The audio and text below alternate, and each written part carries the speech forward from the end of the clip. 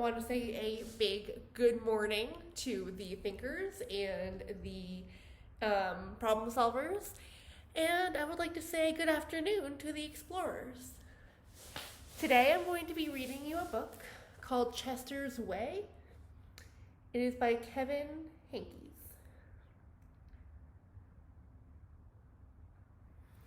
I know some of us are already pretty big fans of Kevin Hankes, so I'm excited.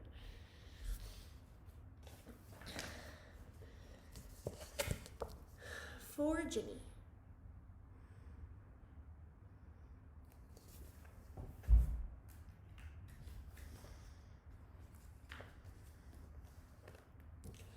Hello, my name is Chester.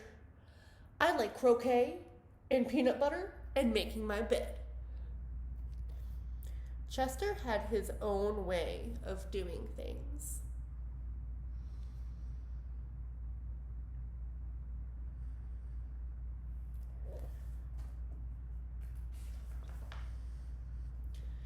He always cut his sandwiches diagonally. He always got out of bed on the same side.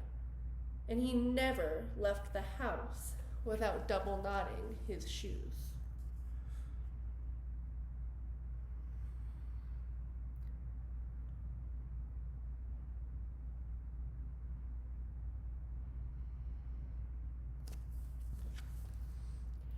Chester always had the same thing for breakfast, toast with jam and peanut butter, and he always carried a miniature first aid kit in his back pocket, just in case. You definitely have a mind of your own, said Chester's mother. That's one way to put it, said Chester's father.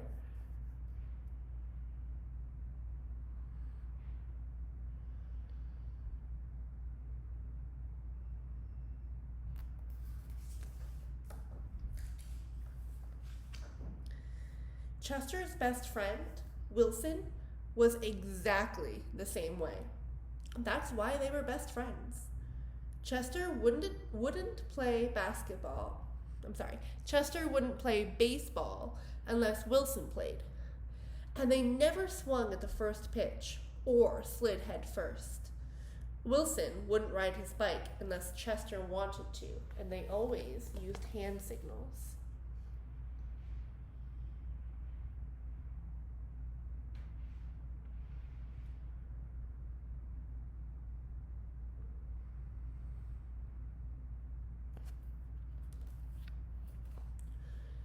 If Chester was hungry, Wilson was too, but they rarely ate between meals.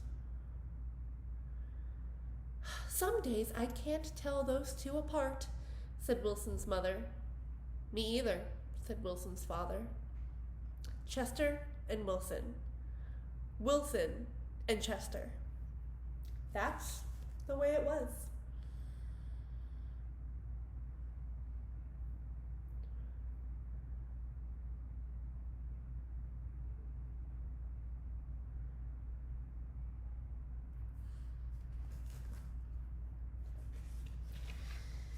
They loved to go on picnics.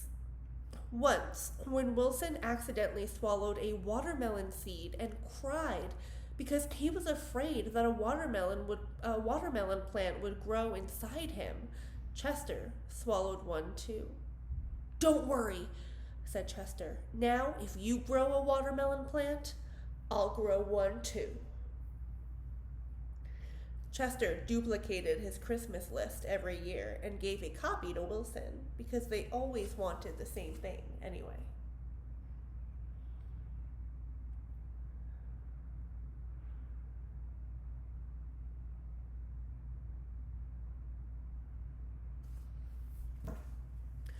For Halloween, they always dressed as things that went together: salt and pepper shakers, 2 mittens on a string, ham and eggs. They really are 2 peas in a pod, said Chester's mother. Looks like it, said Chester's father.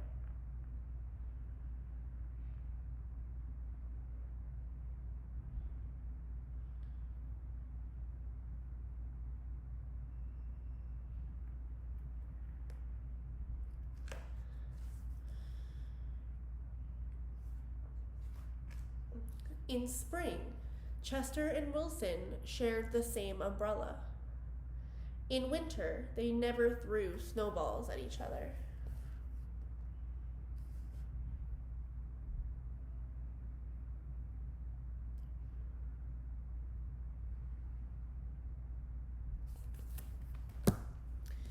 In fall, they raked leaves together, and in summer, they reminded each other to wear sunscreen so they wouldn't burn.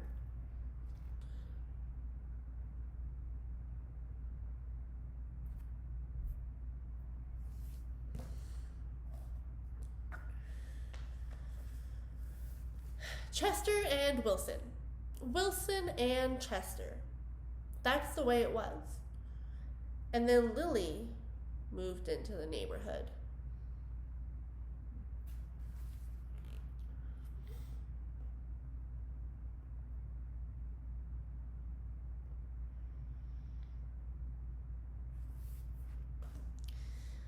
Lily had her own way of doing things. I'm Lily. I'm the queen. I like everything.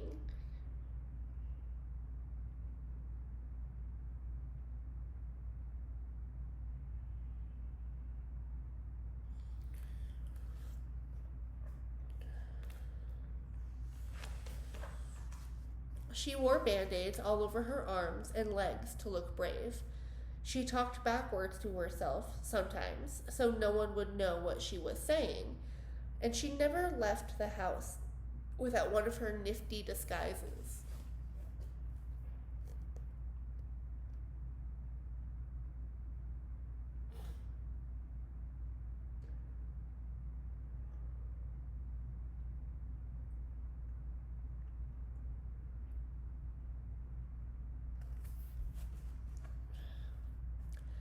Lily waved at all the cars that passed by, even if she didn't know who was in them.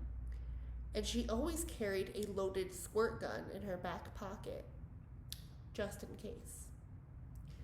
She definitely has a mind of her own, said Chester. That's one way to put it, said Wilson.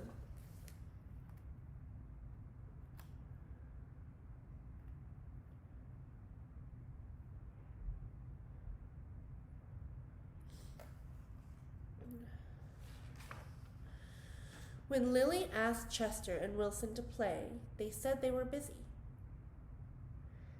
When she called them up on the phone, they disguised their voices and said they weren't home. If Lily was walking on one side of the street, Chester and Wilson crossed to the other side and hid. She's something else, said Chester. Looks like it, said Wilson.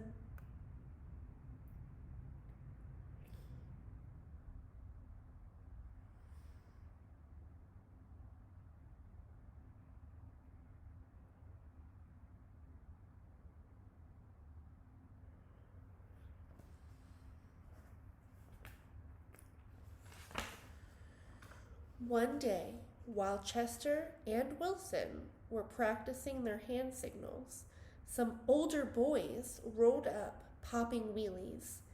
They circled Chester and Wilson and yelled personal remarks.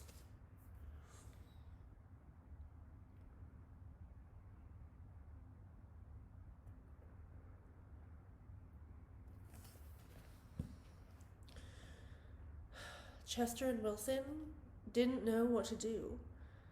Just when they were about to give up hope, a fierce-looking cat with horrible fangs jumped out of the bushes and frightened the older boys away.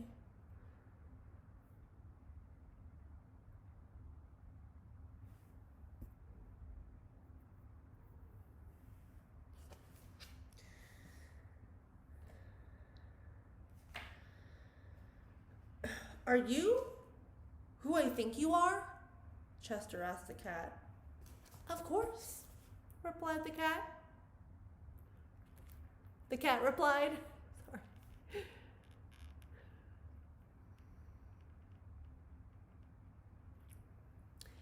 Thank you, Lily, said Chester. You're welcome, Chester. Thank you, Lily, said Wilson. You're welcome, Wilson, said Lily. I'm glad you were wearing a disguise, said Chester. I'm glad you had your squirt gun, said Wilson. I always do, said Lily, just in case.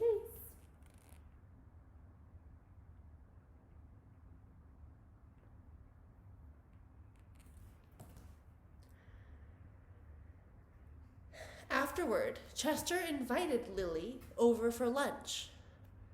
You have a muscle mouse cup? Said Lily.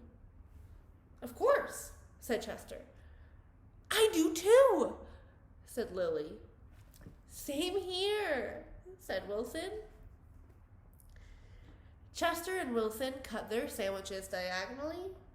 Lily asked Chester's mom if she had cookie cutters, and she made stars and flowers and bells. That's neat, said Chester. Wow, said Wilson.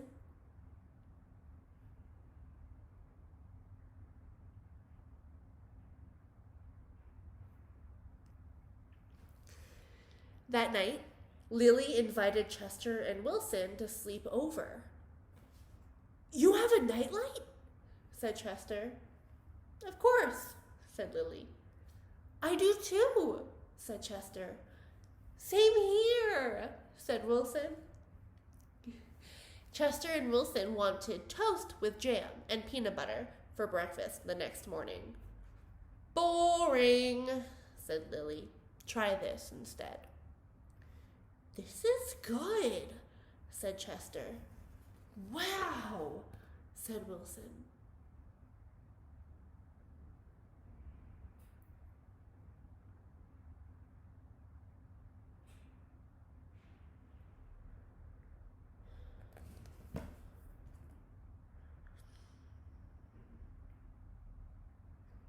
After that, when Lily asked Chester and Wilson to play, they said yes. When she called them up on the phone, they had pleasant conversations. And if Lily was walking on one side of the street, Chester and Wilson waved and ran to catch up with her.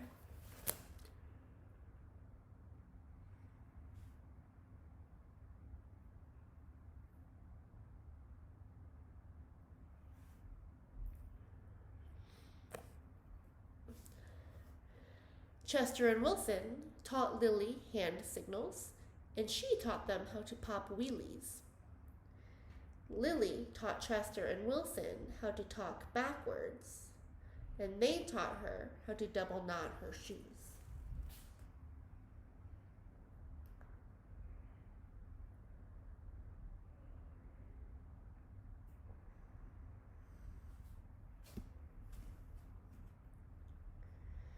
Some days I can't tell those three apart, said Lily's mother. Me either, said Lily's father. Chester and Wilson and Lily. Lily and Wilson and Chester. That's the way it was.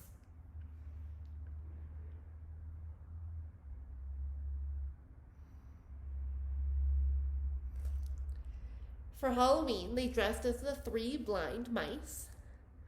For Christmas, Lily gave Chester and Wilson nifty disguises, and they gave her a box of multicolored shoelaces, extra long, for double knotting. They loved to go on picnics. When Chester and Wilson told Lily about how they had each swallowed a watermelon seed once, Lily swallowed 3 of them. I'll grow a watermelon seed for each of us, she said.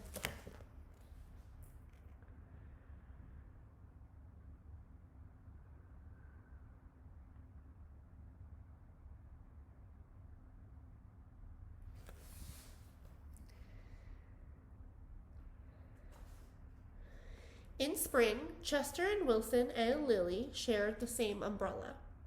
In winter, they never threw snowballs at each other. In fall, they raked leaves together, and in summer, they reminded each other to wear sunscreen so they wouldn't burn.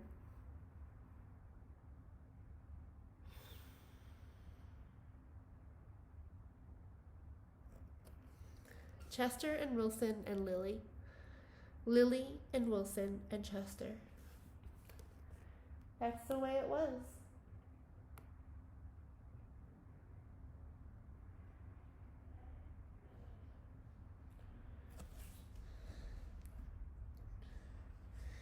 And then Victor moved into the neighborhood.